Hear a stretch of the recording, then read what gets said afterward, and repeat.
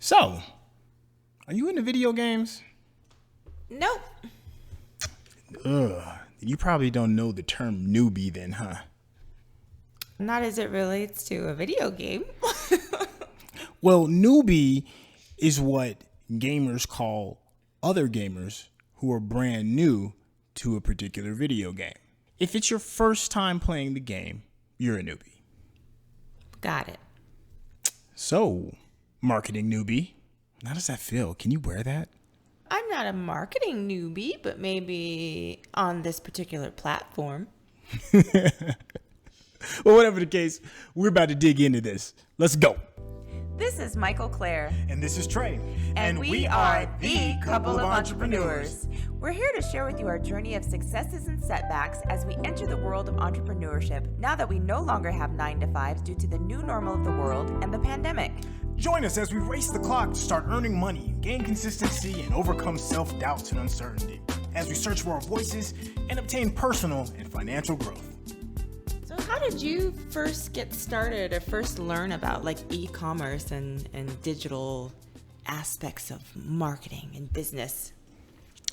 I guess the first time I learned about it was just constantly being bombarded by internet ads and me wondering, like, man, I wonder, do people really get paid from doing this stuff? How about you? Is it always been like this mysterious thing, or were you kind of clued in early? Actually, I never really even gave it much thought until the pandemic hit, and I kind of saw that you've been dabbling here and there and finding success in it over the last couple of years. So until then, I never really even thought much about it. And because I had a 9 to 5, so it didn't really leave a lot of time for thinking about it either. So as you were discovering and learning what all of this was about, what was your initial thought? Did it seem simple and easy? No, it definitely doesn't seem simple and easy. I guess the idea that you can reach so many people was extremely appealing because it gives you such like this mass market of people that you can reach. But as far as like how to reach them, what to reach them with, what to sell, all the ins and outs and the intricacies of it, I still had no idea. I'm just still kind of learning all that it can do, to be honest. You said something that was a really big selling point for me, and that was being able to reach people around the world. I think one of the things that pushed me over the edge into the land of digital marketing was first coming up with a business idea and then realizing that I might be stuck only selling in the area that I currently live in. And that was kind of depressing. And I was like, wait a minute. If I'm going to make something that's going to be awesome, I kind of want the world to see. And I couldn't think of a better platform to get that done with. You have an industry that you currently worked in that can be limited by the region that you're in. When you're selling anything that can spoil or go bad, you're kind of stuck within, a couple of hours of where it is that you're creating it from. If it was possible to do your business globally, would you? Well, I think it depends on the business, like you said. In the cake business, I know you're referring to my home bakery that I create custom cakes and deliver or have them pick up locally. Obviously, in that situation, there's no real way that I could make sure that the product was of my standard and then also to get it to locations far and wide. So that in particular business, I know that that's probably not going to happen. But of course, in other business, it would be amazing to be able to have a further reach because then obviously the numbers for your customers grows exponentially. Yeah, I can't imagine overhearing you place an order with somebody that was from, I don't know, Turkey or Istanbul or from South Korea. It kind of makes you rethink the nature of your business.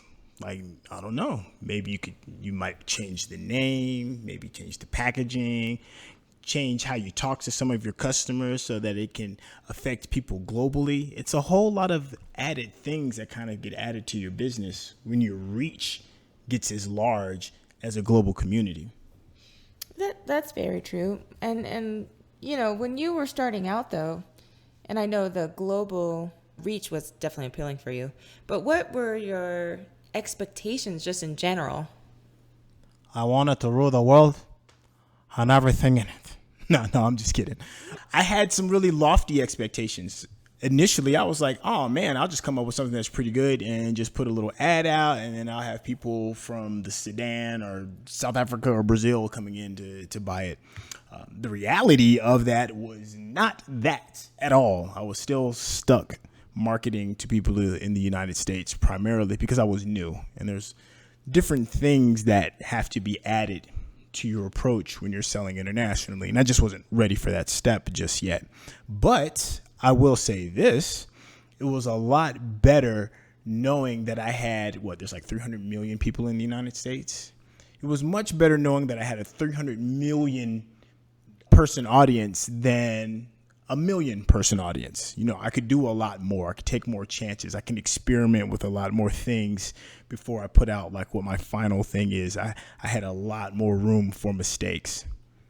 Okay, Madam Newbie, what are your expectations regarding all of this? I would like some money. That's first and foremost. I'm hoping and really expecting, to be honest, to get some money from this. Otherwise, I wouldn't be investing as much time as I am and as much effort. I expect that there's going to be some obstacles to overcome, which I'm learning quite quickly here. I'm expecting that if I keep moving forward, that I will have momentum and then keep up the consistency to get to where I want to be. And like I said, these are all expectations, but I don't know how much of a reality they will become. But in my mind of trying to create abundance, I'm trying to keep a positive attitude about all of it and like wish it into the universe. Well, you've definitely gotten your toes wet and you're jumping into the deep end, and I've been very proud of all the progress that you've made. It seems like it's a lot of effort in the beginning to get things up and running. When you think about when you started your traditional business as compared to this digital business and the amount of energy and effort that's involved to getting it started, how does it compare? I think in the cake business, because it's a brick and mortar type of thing, it took a lot more physical effort. I had to actually get in a car and drive places or pick up the phone and make phone calls in order to get things established and moving, certain zoning permits and things like that. So that took a lot more physical effort. In this business, I've learned that it takes extreme amounts of mental effort, which is completely different. I have to really think about things and research things and study up on things in order for me to kind of grasp certain concepts that I have no idea about. So it's like going back to school and learning things all over again. And then it's ever changing. So you have to continue the process of learning and just be up on everything at all times. So really, it's mentally somewhat exhausting at times. Based off of everything that you've learned and gone through so far, if you had to go back and talk to that person a few months ago who was about to get started, what would you tell them? Don't do it. I think I'm kidding a little bit. No, I mean, like some of the things that we've mentioned on past episodes, I would tell them, be ready to put in some extremely hard work. Be ready to research, be ready to understand what it is that you're trying to do in order to keep going. If you are in an uphill battle, be sure you know why you're doing what you're doing. Be sure to be consistent. Be sure to get rest and exercise so that you have the energy for this long road ahead of you. I just say, make sure that you have all the tools that you need in order to succeed, because it's going to be a long journey. And what about you? Like, what would you, I mean, I know you've talked to me personally, but I'm just curious, like, what would you tell a newbie just coming in? If there's any one piece of advice I would tell myself if I had to go back in time, Google. Google is the magical answer to practically every question that you are going to ask. And I mean that. I mean, like 95% of the stuff that you are going to be frustrated with, Trey, you're going to want to throw your computer out the window, Trey. You're going to want to cuss somebody out because they can't help you in the way that you want, Trey, and you're going to be frustrated, Trey. But I promise you, all you got to do is frame the question that you want into an easy, digestible way that Google can understand, and Google will answer that question. Your entire business can be built from Google alone if you just stop being frustrated, Trey. I know you're frustrated, Trey. I see you right now looking over all the copy you got to write, Trey, and you're frustrated. Google. And if Google doesn't work, YouTube. All of your answers are on those two platforms. So everybody's saying that the future is going to be some type of online marketing. We're seeing brick and mortar business close left and right, especially after the pandemic hit. Are you buying the hype? Is this really the future? I know that some type of online business is probably the future. I'm not sure if it's specific to, digital marketing or what the specific niche is for what the future is going to entail. But definitely because of the pandemic and knowing the possibility of like brick and mortar stores having difficulty remaining open if something like this, God forbid, should occur again, I think people are going to definitely change their mindset, change the way they do business, think about ways to make things digitally so that in the case of something happening like this again, they can kind of maneuver and keep their head above water. So do you think it's the future? I'm assuming yes, because you are participating in it, but I'm just curious if you believe that it is.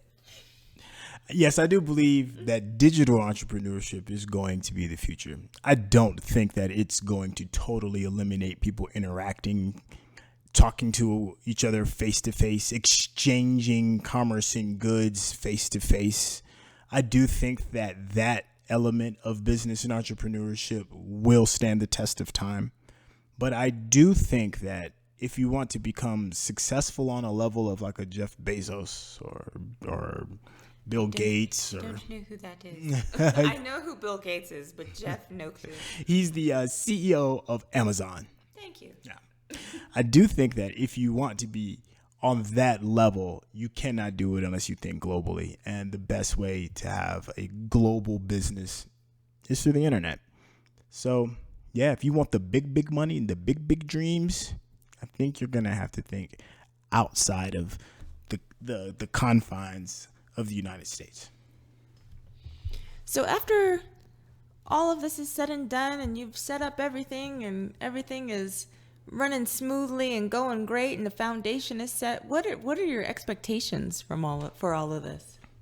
My expectations is to have a completely automated business that I could just come in, check on from time to time, turn a few knobs, hire a couple of people to handle the things that I don't want to, and just enjoy the beauty of automation. You think about the stories of how businesses were formed in the times of the Great Depression and the Rockefellers and the Carnegies and the Fords, and all of that stuff took a lot of physical effort, and it took a lot of people to get that stuff running. Today, it's just not like that. You can have insane amounts of success and keep a relatively small staff and just hire the people that can do the small things for you while you turn a couple of knobs here and flip a couple of switches there.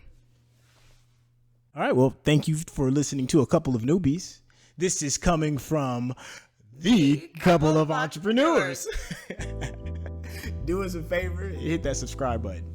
Please let your friends, people, family, and all other newbies to this business know that they can find a good place to confide in and find safety and realize that they're not going through it alone by just checking out this podcast. Until then, peace out.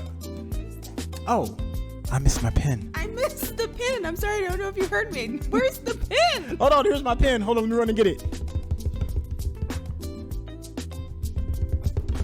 All right. Here's my pen. All right. I stuck a pen in it. We out. Peace.